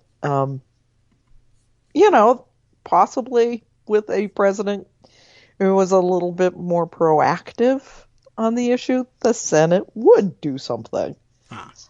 Yeah. But then you have to imagine a Kirsten Sinema, as usual, so Yeah. it feels like we're in a holding pattern in hopes that we can increase our majority in the Senate in 2022 and make those two irrelevant. But Well, yeah. that's a scary thing to rest a lot of hope on, isn't it? Yeah, well, considering that a lot of election forecasters think it goes the opposite direction entirely, even if you do get more votes, right? So that was, I think, the premise of the whole David Shore freak out weekend was, and Yes. it's a good point. I mean, certainly a good point in terms of the strange imbalance that leaves us with a far too conservative Senate for the voting electorate in the country.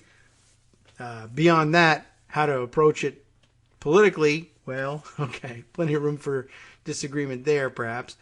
But yeah, that's the real problem. It doesn't look like there's a great chance of swamping the Kirsten Sinemas and Joe Manchins of the world with progressive Democrats anytime soon, not in the Senate. Not that we won't be trying, but and It doesn't you may look surprise like yourself. it could happen. We could. Yeah, It could happen. it could, and I don't. Greg doesn't, let me forget that he's not betting on losses at this point. But the idea of replacing what some predict as expected losses with massive gains seems like a bit of a long shot. But some gains, It seems like a yes. bit of a long shot. We'll take any gain. You know, we'll see what happens in Virginia in a few weeks. Yes, I should go take That care could of give that. us a clue. That's true, and that clue is looking pretty good, I must say. Yeah. I know they're Yeah, trying it to is. scare And us into of worrying. course, the media narrative will be, Yeah. regardless of how much McAuliffe wins by, presuming McAuliffe wins. Right, 29 He had a points. terrible Razor thin. scare, from Right. Youngkin. Sure. Democrats are on the ropes. Right, and we had to back off of several nothings that weren't happening. Yeah, right. Well, this is what they do, and it's how Democrats are too, and we do it to ourselves sometimes for good reason. You don't want to get complacent about things, and I'll have to make a plan to go out and cast an early ballot just to get it done because they're calling and asking all the time. Have I done it? Yes, get off the list. Yeah, well, I guess on my way home, maybe I can do it lightheaded after the blood draw.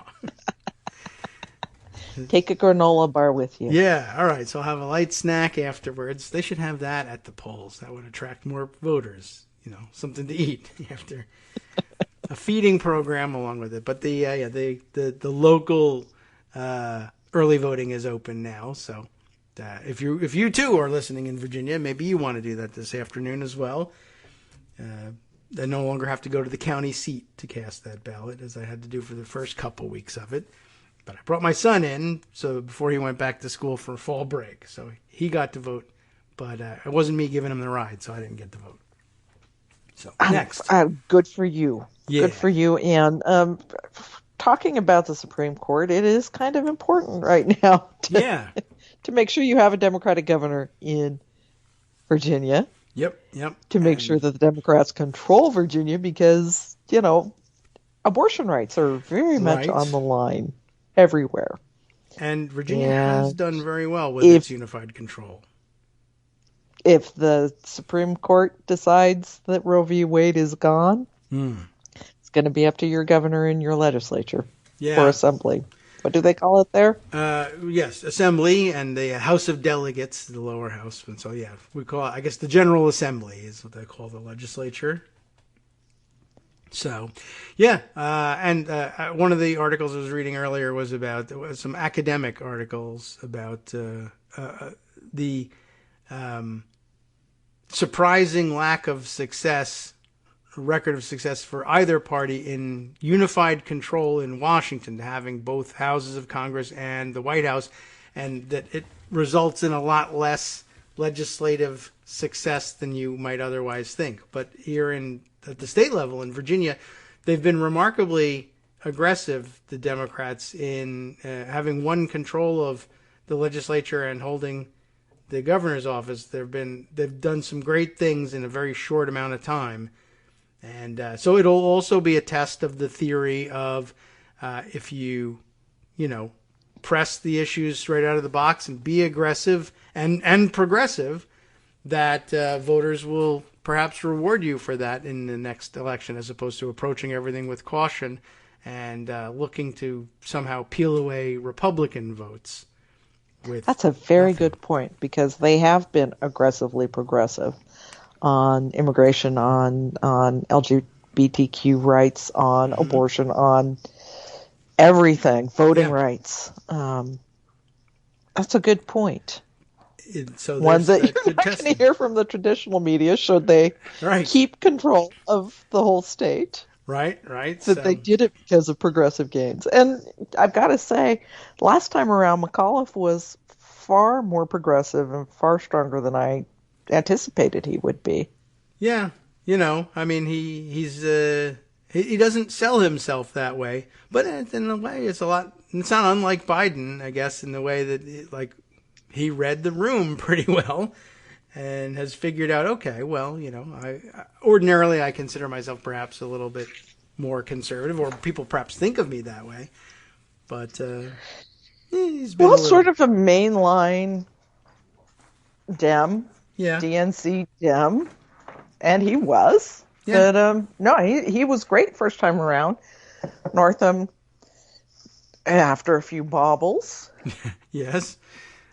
Still was recovered and kept it up. Yeah. So that's a really good point about the narrative coming out of Virginia should we have another sweep of Democrats. Well, I'm hoping for it, and I guess I'll try and take care of that this afternoon, my part of it. You're there. You fix that. You do that. Yeah. By the time we speak next, I will have taken care of it. They won't have counted it yet, but we'll know. Anyway, let's see. Other items on the agenda, of course, still fighting things out for the 96th infrastructure week in a row. Although they don't really talk about it much. Is that just settled? I'm really tired of infrastructure week. Yeah. Kagro. I mean, really, really tired of it. Yeah. Well, that's it's interesting. It's kind of disappeared from the news. There's no changes Not my in that news. bill. Well, no, but I mean, just in terms of, we're focusing on the other half of the equation for most of the time, but we haven't passed the infrastructure thing, and people are pressing. Well, maybe we should. That's always been the case. So pass it already because it's done. But are there any changes in the infrastructure bill being discussed at all, or is that just set in stone and we're all dealing with reconciliation now? It is set in stone because that's what passed the Senate, and you can't send anything back to the Senate and be convinced that it will pass again. I guess that's true. Right. Okay. So, all right. That takes care. I wonder, they should be offering people who think if they have any second thoughts about the infrastructure bill. If you want to sneak it into reconciliation, you might think about that. Something that you missed out on in the infrastructure bill. And then you'll have a stake in passing that. But since Manchin got most of what he wanted, and he's got what he wants, so now he's just fighting against what he doesn't want. Sinema, once again, who knows? Still not clear. She's not telling anybody. Except apparently the White House, but the White House seems to be kind of baffled as to what she's after as well. Oh. I just do not understand that person. No. Yeah, I don't know. She's an enigma. And a pain in the ass, too. But sure. I want to talk about somebody who's doing a phenomenal job, and that's Pramila Jayapal. Okay. As the head of the Progressive Caucus in the House. because she has held really firm, much firmer than we've ever seen the CPC stand before. That's true, and has done so in a way that the media has not yet successfully been able to portray as wild-eyed and crazy, which is what their usual go-to is. Well, and because she's absolutely right. What they are standing for is exactly what Biden had in his original plan. Mm-hmm. That's what they're fighting for. And try as you might, you can't really characterize Biden as being wild-eyed and crazy liberal. No. All right. Well, she has done a remarkable job of it. It is handy for them that Biden did come up with such a phenomenally progressive, strong plan to begin with, that they can say, look, this is the stuff we're fighting for. This is the stuff you elected President Biden for. This is why we have a majority. Mm-hmm. It's not about salt taxes. Yeah, okay. So I don't know how much longer they'll be able to hold out, but they did push back the fight that the sabotage squad, the Gottheimers and New Democrats and obnoxious Blue Dogs, tried to break the two bills apart. For months, the decision has been, we do the hard infrastructure bipartisan BIF alongside reconciliation. One doesn't pass without the other because people like you and the sabotage squad will try to split them apart and tank the reconciliation bill. We know that. Yeah. We don't trust you. This is why we don't trust you, because you keep trying to do things like this, which is break them apart. Right. CPC fought that back. They forced Pelosi to pull the BIF from the floor when she was going to try to schedule it. Yes. It helps that there are 96 members of the CPC. Right. And that Jayapal is capable of holding them together. Yes, that's the difference. I mean, the CPC has always been the largest interest in the largest ideological caucus. They just weren't able to do anything with it for most of their existence, really. Yeah. And it came from their, being soft in their commitments to these voting positions and falling apart as a bloc. But they haven't done so I've here. I've seen it characterized by anonymous members of the CPC as previously being more of a social club than an actual governing force. And Jayapal came in. Some saw it as a power grab, but they ended the idea of there being co-directorships. She's the sole leader. Okay. Which means decisions are a lot easier to reach. Right. They upped the amount of dues that are required, and they're just acting now like a serious caucus. Okay. Well, it seems to be working, and she's doing a good job with it, so hopefully that's something she had a that sticks meeting with around President long after. Biden. The first meeting President Biden had this week was with Jayapal. Okay. That was yesterday morning. And he has another one today. So I think he sees and appreciates the fact that they're the ones fighting for his agenda. Good. Correctly so. But again, it's a House that has 2 or 3 votes to spare, which isn't a lot. So the New Democrats, the Blue Dogs, have to be listened to too. It's just that now they have a counterweight that is as determined as they are. So they're going to have to compromise too. Yeah. The Senate? Great. I don't know. I don't know. Yeah. Schumer is bringing up the new voting rights bill that Manchin has put supposedly Manchin has put a lot of time and energy into. I don't know that Manchin puts a lot of time and energy into anything. That could be. But he was willing to say that. I think probably all the other Democrats, Klobuchar, Merkley, Warnock, I think the other Democrats probably did most of the work on this, to be honest. But it was Manchin's big deal to come up with a voting rights plan that he said 10 good Republicans would sign on to. Oh. We'll see that on Wednesday when it comes to the floor for a cloture vote. Okay. We're not going to see 10 Republicans agree to it. But we'll see the plan. Well, yes, it actually is. It's here. It's a good bill. The Brennan Center endorses the bill. It's Okay. not a bad bill. It's not as sweeping as the For the People Act, but all of the key stuff that has to be in there, from gerrymandering bans to returning the rights of felons to vote, that's all in there. Okay. So it's a solid thing, and I guess, maybe they did maybe there was more value in having Manchin be willing to say that he endorsed the bill than actually having him write it. We need your name on board is what we really need, and you can take the credit for putting the thing together, even if you don't necessarily do the work. That's still okay, I guess. But I'd love to find out. Maybe we'll find out in 10 years. Someone finally will write the book on all these things. One, we'll find out what was Kirsten Sinema doing and what was going on in her head, and find out how involved Manchin really was. But I guess we have to wait to find out. I think we'll have to wait to find out. I don't think we'll have to wait to find out what's going to happen with the bill. Oh, well, that... And, Schumer keeps saying everything's on the table to pass this. And the one thing that does never come up is filibuster reform. Right. Well, yeah, I mean... Because, again, Manchin and Sinema. So are we going to be able to ever increase Democratic majorities in the Senate when states are passing the kind of voter suppression that they're passing, and we don't have a federal government that will say, no, you have to stop doing that because Manchin and Sinema say no on filibuster reform? It's the most absurd timeline I can imagine being in.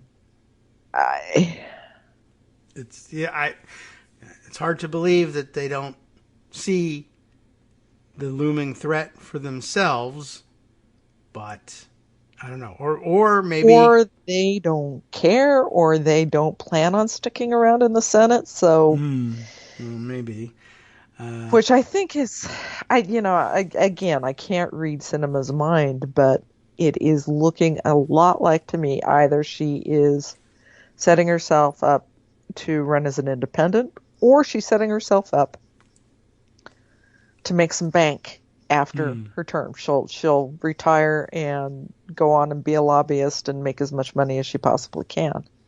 I guess it's always a possibility. I mean, people do think about that and think that she may be thinking that as well. I guess, there's always the possibility that they feel one way until it's their election looming, like you're actually in their re-election year, and then they feel differently. Now I do feel differently about getting some significant piece of legislation through at all costs. For the first 4 years of my term, I didn't. And in the second 2 years, I'm into filibuster reform now. I don't know. I guess it's possible. I don't know that she could survive that much of a flip. And who knows? I don't know whether she can survive anything, though. I have no idea. And this is the thing. I don't know how she thinks she can go on and be an effective lobbyist, if that is indeed what she's thinking, when she has burned so many bridges, when she has pissed so many people off. Yeah, I don't know. And that's not usually the way lobbyists do their work. The idea of she keeps refusing to talk to people and tell people what her position is, and that's kind of the job on a lobbying side, but I don't know. She just regards this as something that's to be done in private, and it's really difficult to deal with that.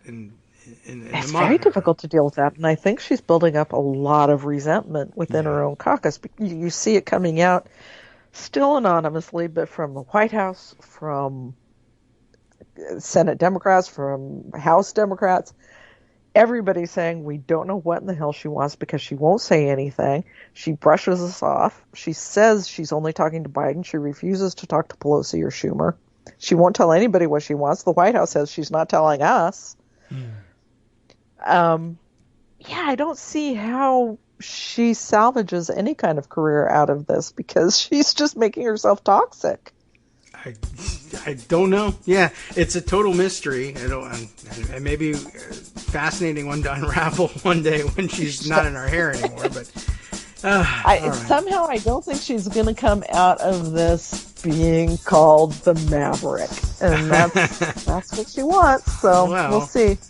Well, it's a mavericky thing to do, to endanger your reelection and then just lose outright.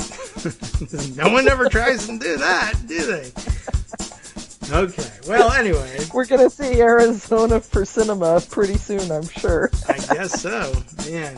All right. Well, it's always fun to get another party in the place. Sure. All right. No, everyone will be working with her. Maybe it'll be Lieberman for cinema. Yeah. Well, the two of them can work together. They got a book out about him now. So maybe I hope somebody else reads that and tells me what's in there, man, because I don't want to know. I'm not going to read it. I do not volunteer. Okay. We'll find somebody else then. But thanks, Joan. Thanks for coming by and discussing things with us. You can get the rest of that breakfast in now. It's sounding pretty good. All right. Excellent. Good luck with your test. Thanks. All I have to do is sit there. They'll do all the work. Okay. Don't faint. Yeah, should be okay. All right, we'll catch up with you next week. Thanks for coming by. Talk to you then. And now time for us, though, to hand things over to Justice Putnam for the West Coast Cookbook and Speakeasy coming up next. From networksradio.com, you have been listening to Kagro in the Morning with David Waldman. All right, let's see what we got on tap here. I'm going to skip down here. District attorneys risk losing their jobs by refusing to prosecute controversial GOP-led laws. That's interesting. The District of Columbia has suspended most of its metro trains over a lingering safety issue that has caused a dramatic derailing last week, tied the place in knots. Stay tuned.